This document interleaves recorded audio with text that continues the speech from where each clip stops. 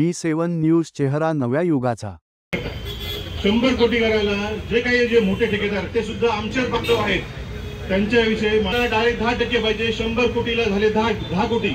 तर या आमदार, खासदार, मंत्री वॉशिंग मशीन सारखं कपडे धुतले का सफाई तसं तुमच्याकडे आला का तो साफ होतो।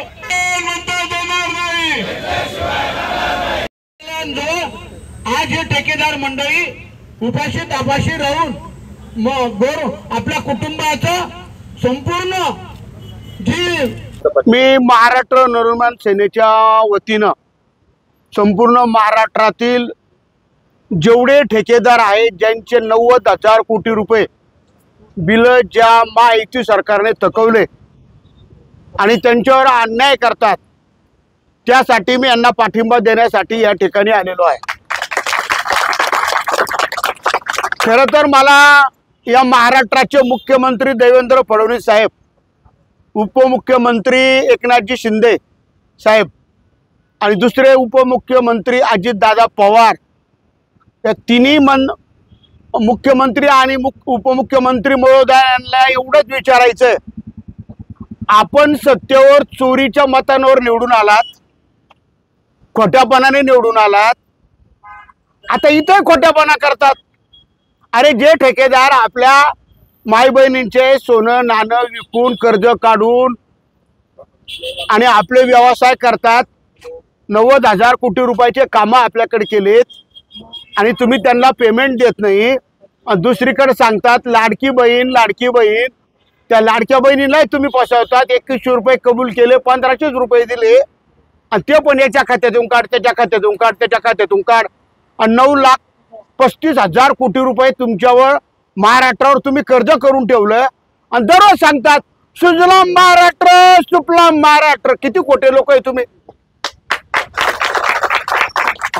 तुमच्या विरुद्ध कोणीच बोलायला नाहीये, तुमच्या विरुद्ध बोलला का त्याला लगेच बरं तुम्ही या ठेकेदाराला काय फुकट कामं दिले का ते सांगते नाही बिचारे। पहिले 10-15% पैसे तुम्ही काढून घेता त्यांच्याकडून।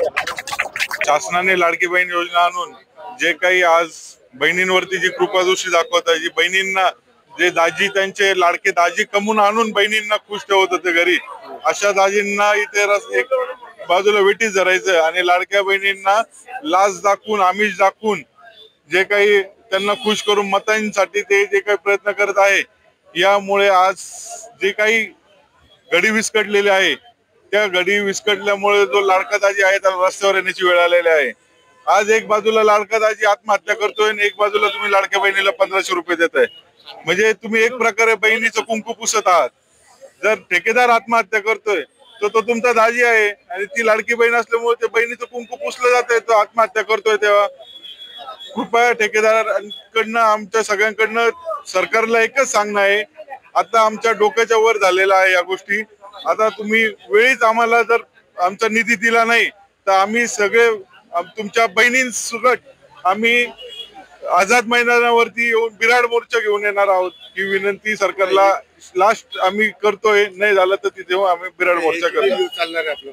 आमचं हे 3 दिवस चालणार आहे। आज आम्ही शांततेत आहे, उद्या आम्ही हा गेट बंद करून टाकू। प्रशासनाला सुद्धा मध्ये काम करण्याची जरूरत नाही, ठेकेदारच नाही तर हे काय काम करणार आहे, कुठला कागद फिरवणार आहे? आणि आम्ही नसलो तर यांना घरी काय कपडे सुद्धा घेता येणार नाही, अशी यांची वाईट परिस्थिती आहे। आणि उद्या गेट बंद करणार आणि परवा आम्ही आत्मदहन करणार आहे सगळे।